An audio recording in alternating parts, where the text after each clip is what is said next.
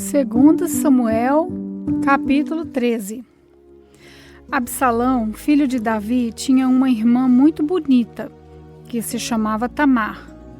Outro filho de Davi, chamado Amnon, apaixonou-se por ela. Ele estava tão apaixonado que até ficou doente. Amnon pensava que era impossível possuir a sua meia-irmã. Ela era virgem e por isso não tinha o direito de se encostar com nenhum homem. Mas Amnon tinha um amigo muito esperto chamado Jonadab, filho de Simeia, irmão de Davi. Jonadab disse a Amnon: "Você é filho do rei e, no entanto, cada dia está mais triste. Diga-me, por quê? É que eu estou apaixonado por Tamar, a irmã de Absalão, o meu irmão por parte de pai." Respondeu Amnon. Então Jonadab disse: "Finja que está doente e vá se deitar. Quando seu pai vier, diga a ele: por favor, deixe que a minha irmã Tamar venha me dar de comer, que ela prepare a comida aqui onde eu possa vê-la e que ela mesma me sirva a comida." E Amnon se deitou e fingiu que estava doente. O rei Davi foi visitá-lo e Amnon disse: "Por favor, deixe que Tamar venha e prepare alguns bolos aqui onde eu possa vê-la e que ela mesma o sirva para mim." Então Davi mandou dizer a Tamar no palácio: "Vá à casa de Amnon e prepare alguma comida para ele." Ela foi e o encontrou na cama. Aí pegou um pouco de massa, preparou-a, fez alguns bolos ali onde ele podia vê-la. Então assou os bolos e o tirou da forma para Amnon comer. Mas ele não quis e disse: "Mande todo mundo sair." Todos saíram e Amnon disse a Tamar: "Traga os bolos aqui para minha cama e sirva-os para mim." Então ela levou os bolos para ele. Quando os ofereceu a Amnon, ele a agarrou e disse: "Deite-se comigo, minha irmã." Porém ela respondeu: "Não, meu irmão, não me obrigue a fazer isso. Não se faz uma coisa dessas em Israel. Não faça essa loucura. Como eu poderia aparecer depois disso diante dos outros? E você ficaria completamente desmoralizado em Israel. Por favor, fale com o rei, e eu estou certa de que ele me dará a você." Mas Amnon não quis ouvir o que Tamar dizia, e como era mais forte, ele a forçou e teve relações com ela. Depois teve nojo dela e a odiou ainda mais do que tinha amado antes. Então disse: "Saia daqui." Tamar respondeu: "Não, meu irmão, você me mandar embora assim é um crime ainda maior do que o que você acaba de cometer." Mas Amnon não quis escutar o que ela dizia. Chamou o seu empregado particular e disse: "Tire essa mulher da minha frente, ponha-la para fora e feche a porta." Então o empregado pôs Tamar para fora e fechou a porta.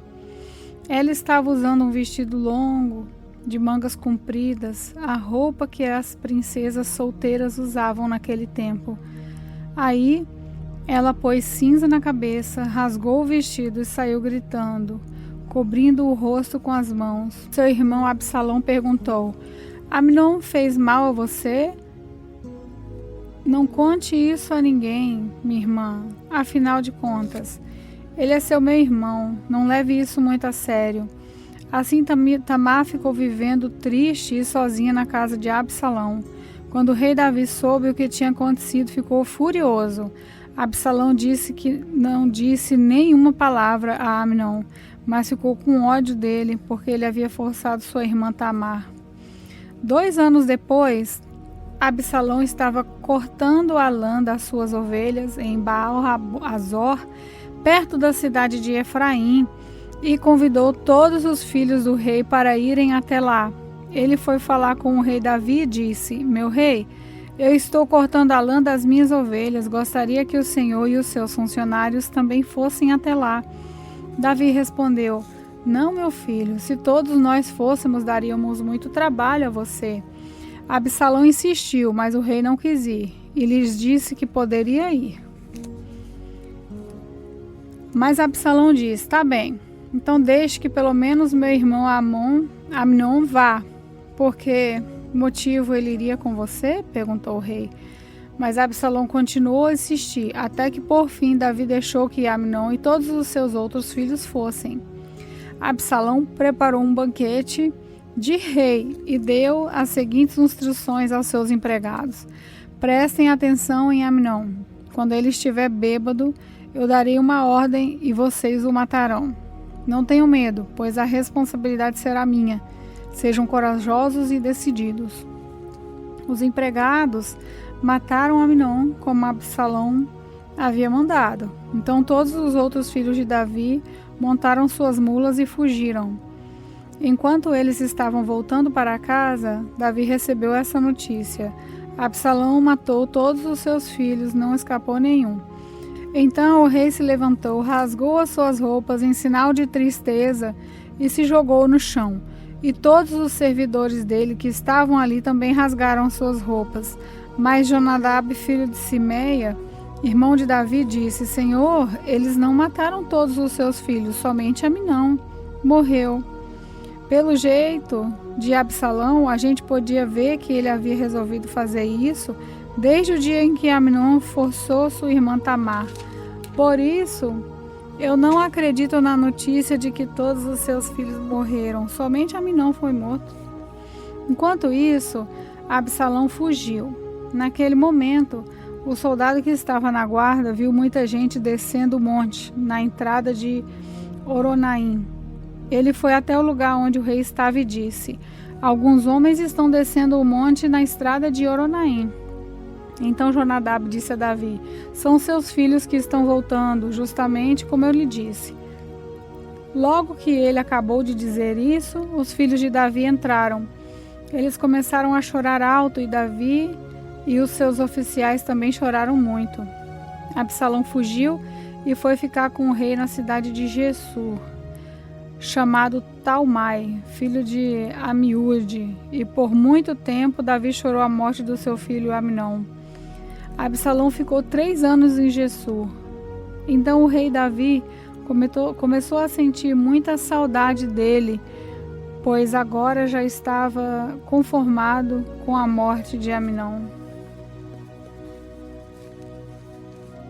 2 Samuel, capítulo 14. Joabe, cuja mãe era Zeruia, soube que o rei Davi estava sentindo muita saudade de Absalão. Então mandou buscar uma mulher esperta que morava na cidade de Tecoa e disse: finja que está de luto, vista as suas roupas de luto e não penteie os cabelos. Faça de conta que você já está de luto há bastante tempo. Então vá falar com o rei e diga a ele o que vou dizer a você. Aí Joabe disse o que ela devia falar. A mulher foi até o lugar onde o rei estava, ajoelhou-se, encostou o rosto no chão em sinal de respeito e disse: por favor, me ajude, ó rei. O que é que você quer? Perguntou ele. Ela respondeu: meu marido morreu, eu sou uma pobre viúva. Senhor, eu tinha 2 filhos. Um dia eles brigaram no campo, não havia ninguém para apartar a briga. Um deles matou o outro e agora todos os meus parentes ficaram contra mim. Estão exigindo que eu entregue a eles o meu filho porque querem matá-lo, pois ele matou o seu irmão. Se fizerem isso, eu ficarei sem nenhum filho. Eles vão destruir a minha única esperança e vão deixar o meu marido sem nenhum filho para manter vivo o seu nome. Davi respondeu: volte para casa que eu cuidarei desse assunto. Senhor, disse ela, eu e a minha família aceitaremos a culpa por qualquer coisa que o Senhor fizer. O Senhor e a sua família ficarão inocentes. Então o rei disse: se alguém ameaçar você, traga-o aqui e ele nunca mais a incomodará.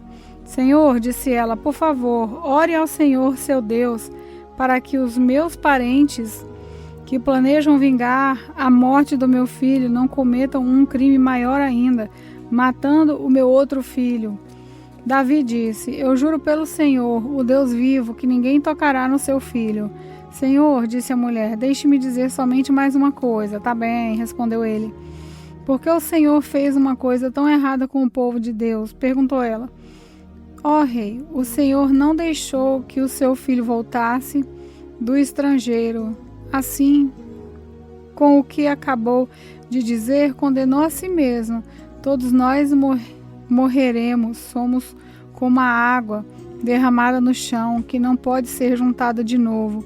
Mas Deus não traz os mortos de volta à vida. Mas o rei pode dar um jeito de trazer um homem de volta do estrangeiro.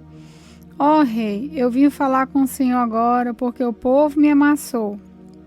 Aí eu pensei, vou falar com o rei, pois tenho a esperança que ele atenda o meu pedido. Pensei que o Senhor me atenderia e me salvaria daquele que está tentando matar o meu filho e a mim, e quer nos tirar da terra que Deus deu ao nosso povo.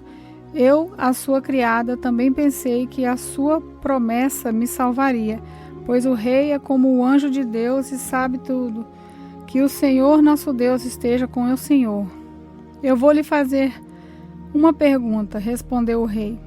Você vai me dizer toda a verdade. Pergunte o que quiser, Senhor, respondeu ela. Foi Joabe que pôs você nisso, não foi? Perguntou o rei. Ela respondeu, digo, tudo que é sagrado, que não há jeito de escapar da sua pergunta. Sim, foi o seu oficial Joabe quem me disse o que fazer e o que falar. Ele fez isso para resolver esse caso. O Senhor é sábio como um anjo de Deus e sabe tudo o que acontece. Mais tarde, o rei disse a Joabe, eu resolvi fazer o que você quer. Vai e traga de volta o jovem Absalão. Então Joabe se jogou no chão, em frente de Davi, em sinal de respeito, e disse, Deus o abençoe, o rei. Agora eu sei que o Senhor está satisfeito comigo, pois atendeu o pedido que eu, o seu criado, fiz. Então Joabe levantou-se, foi à cidade de Jesur e trouxe Absalão de volta para Jerusalém. No entanto, o rei deu ordem para Absalão não morar no palácio. Eu não quero vê-lo, disse ele. Aí Absalão foi morar na sua própria casa e não apareceu mais diante do rei. Em Israel não havia ninguém tão famoso por sua beleza quanto Absalão. Ele era perfeito de cabeça aos pés. Ele tinha muito cabelo, que ele cortava uma vez por ano, quando ficava muito comprido e pesado. A sua cabeleira pesava mais de 2 quilos, de acordo com a medida real de pesos. Ele tinha 3 filhos e uma filha chamada Tamar, que era muito bonita. Absalão morou 2 anos em Jerusalém, sem ver o rei. Então mandou buscar Joabe para lhe pedir que fosse falar com o rei em favor dele, mas Joabe não quis ir.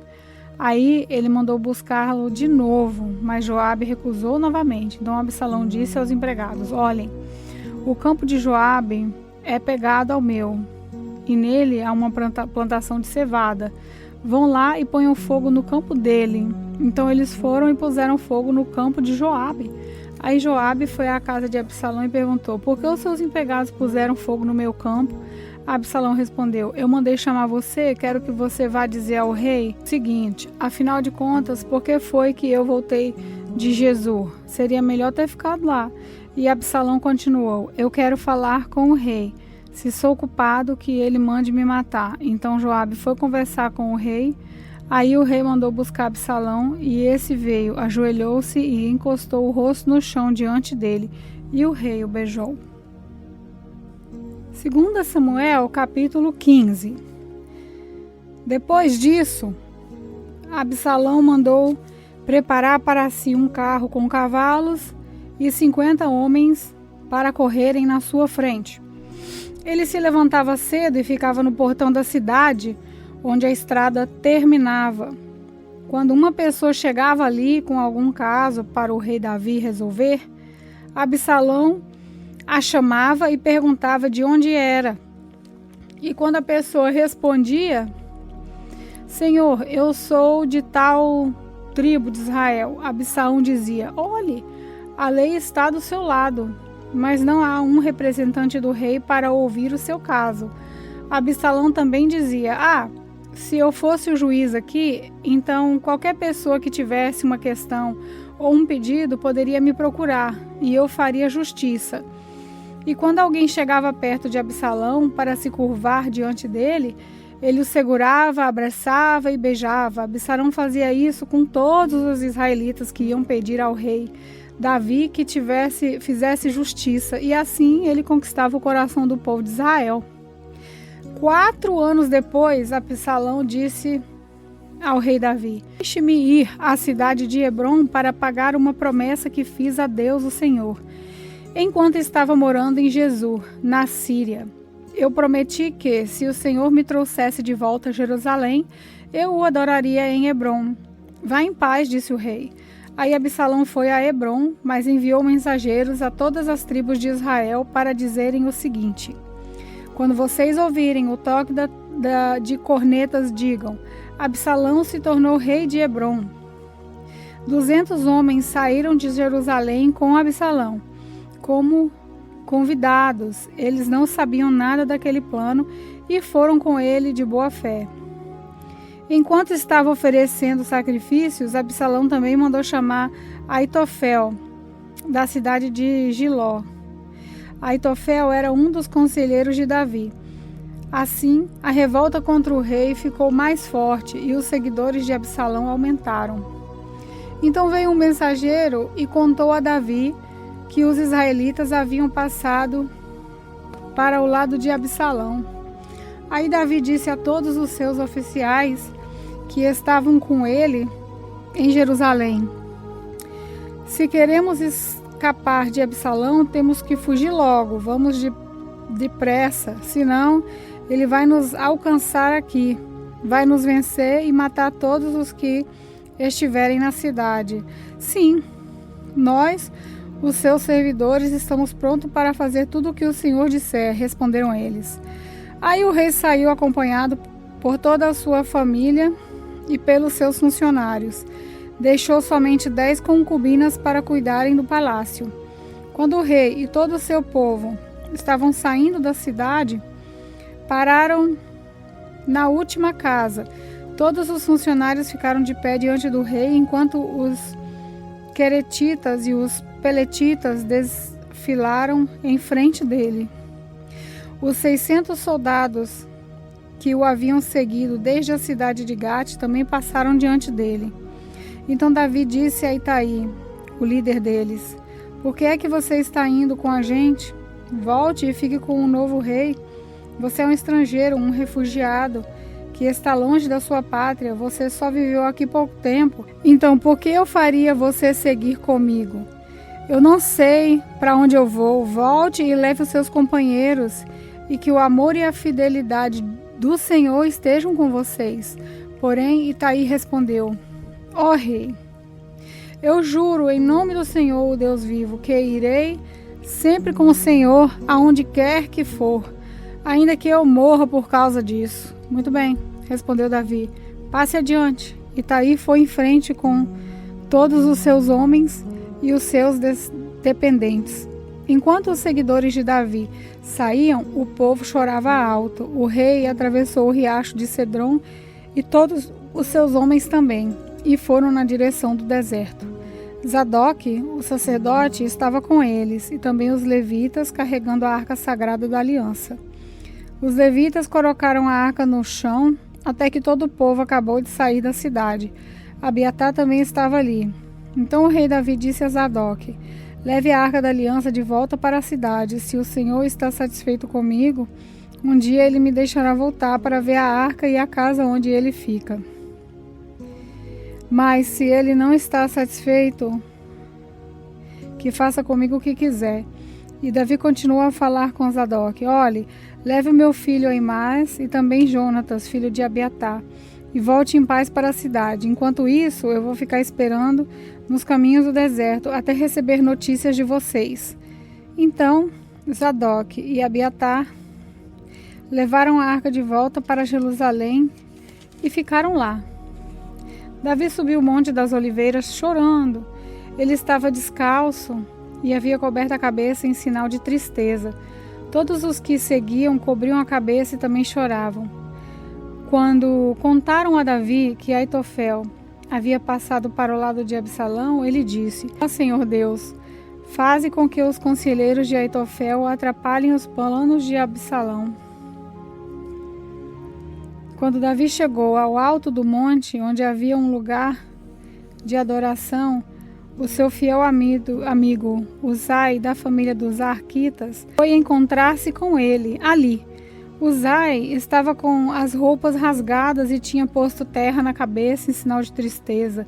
Davi lhe disse: não venha comigo, pois isso não me ajudará, mas você poderá me ajudar fazendo com que os conselheiros de Aitofel fiquem sem efeito. Quando voltar à cidade, diga a Absalão: ó rei, eu agora vou servir o Senhor como serviu seu pai. Os sacerdotes Actog e Abiatar vão estar lá, e você contará a eles tudo o que ouvi no palácio do rei. Os filhos deles, Aimás e Jonatas, vão estar lá também, e você poderá me mandar por eles todas as informações que conseguir. Então Uzai, o conselheiro particular de Davi, foi e chegou à cidade juntamente quando Absalão estava chegando lá.